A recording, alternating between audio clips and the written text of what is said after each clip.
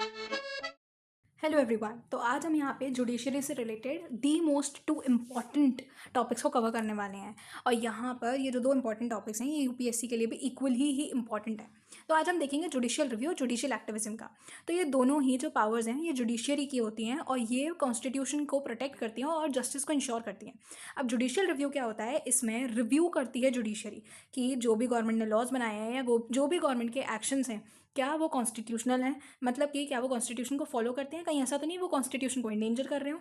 और ये कॉन्स्टिट्यूशन में क्लियरली मेंशन है थ्रू आर्टिकल 13, 32 एंड 226। अब इसका जो नेचर होता है वो पैसिव और रिएक्टिव होता है, मतलब कि ये कोर्ट जुडिशियल रिव्यू की प्रैक्टिस है कोर्ट सिर्फ तभी करता है जब एक एक्शन या लॉ चैलेंज हो कोर्ट में।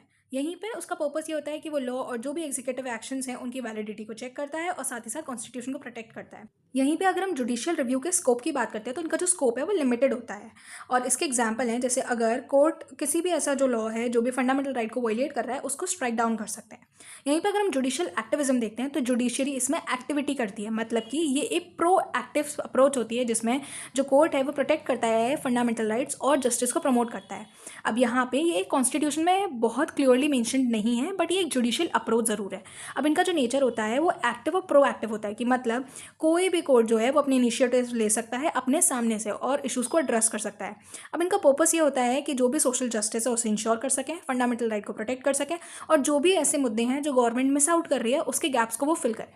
अब इनका जो स्कोप होता है वो काफ़ी वाइड और एक्सटेंसिव होता है, काफ़ी बड़ा एरिया होता है इनके स्कोप का।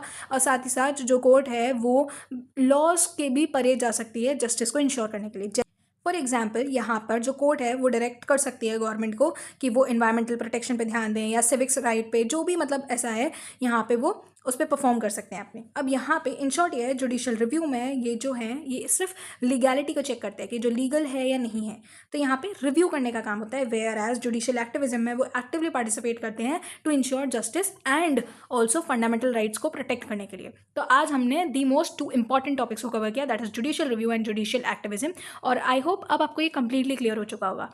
इसको आप सेव कर लीजिएगा, ये आपके आगे काम आएगी। और प्लीज़ लाइक, शेयर और सब्सक्राइब करना और मेरे चैनल को फॉलो करना बिल्कुल भी मत भूलिएगा for more such content and stay tuned. Bye bye guys, take care.